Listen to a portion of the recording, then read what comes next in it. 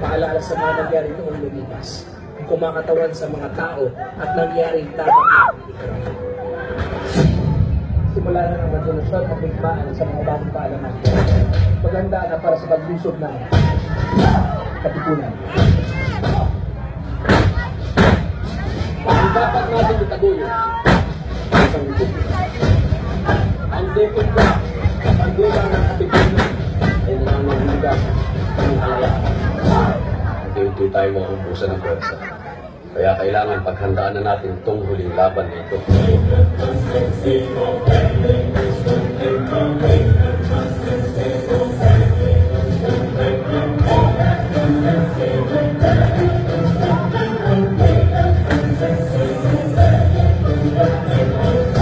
Walang nakaangat sa batas kahit na presidente. General, baka may makadinig. Eh di makinig sila.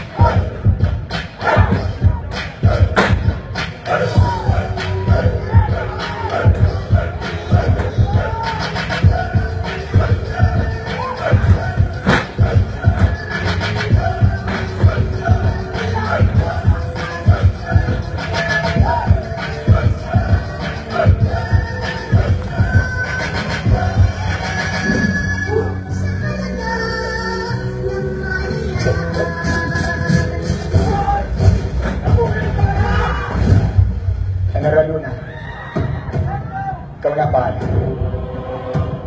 Nasa mga kamay mo na ang labanan. Ano kung lalaban, kakagatin ko sila? Matutulungan pa ako ng mga kabayan na katulad nila. Vámonos!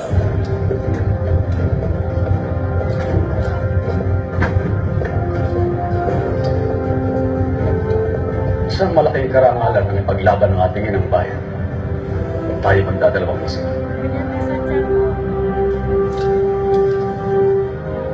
Adelante, compatriotas. Ang magtagumpay o mga kailangan nilang magbayan.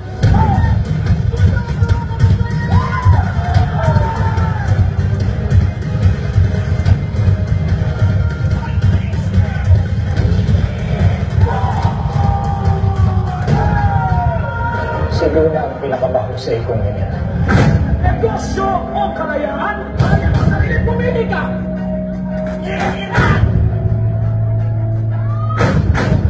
Magkay sa Pilipinas!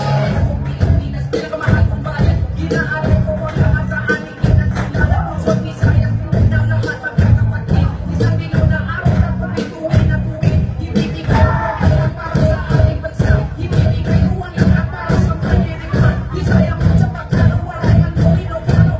Isayahin tayo magkay sa Pilipinas!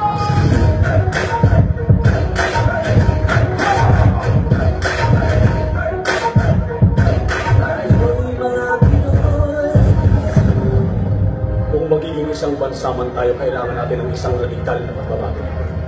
Mga kapatid, mayroon tayong mas malaking kaaway kaysa mga Amerikano. Ang ating sarili.